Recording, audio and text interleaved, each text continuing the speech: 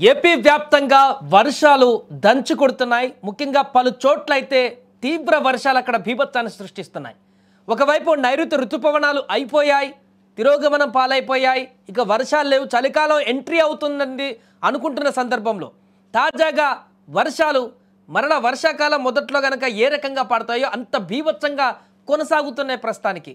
ఈ నేపథ్యంలో ఏపీలోని పలు జిల్లాలకు రెయిన్ అలర్ట్ కూడా ప్రకటించారు. ముఖ్యంగా అనంతపురం, కర్నూలు, కడప, చిత్తూరు, కృష్ణా, గుంటూరు జిల్లాలలో రెయిన్ అలర్ట్ ప్రకటించారు. అంతేకాదు తాజాగా ఒక అప్డేట్ అందుతుంది. నెల్లూరు జిల్లాలో 50 అడుగుల మేర సముద్రం ముందుకు దూసుకు వస్తుంది. భీకరమైనటువంటి అలలు అక్కడ కొనసాగుతున్నాయి. దీంతో ప్రకాశం, నెల్లూరు జిల్లాలలో ఫ్లడ్ అలర్ట్ కూడా ప్రకటించారు అధికారులు. ఈ నేపథ్యంలోనే పలు జిల్లాలలో ఇప్పటికే స్కూళ్ళకి కూడా సెలవులు ప్రకటించారు. ఆ జిల్లాలో భారీ వర్షాల నేపథ్యంలో అప్రమత్తంగా ఉండాలంటూ అధికారులు హెచ్చరిస్తున్నారు. ఇదిలా ఉంటే నెల్లూరు జిల్లా వాకాడు మండలం తుపిలిపాలెంలో సముద్రం 50 అడుగుల ముందుకు వచ్చింది.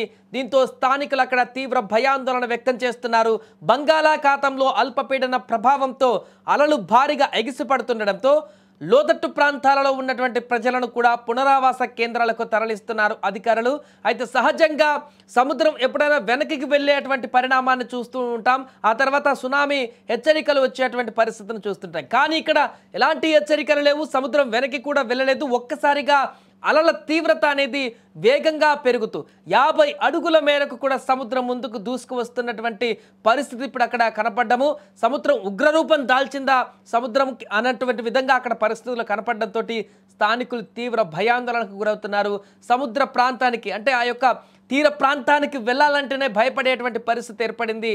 అక్కడ దూసుకు వస్తున్నటువంటి భీకరమైనటువంటి శబ్దాలతో వస్తున్నటువంటి అలల కెరటాలను అక్కడ చూస్తున్నటువంటి స్థానికులు తీవ్ర భయాందోళన వ్యక్తం చేస్తున్నారు.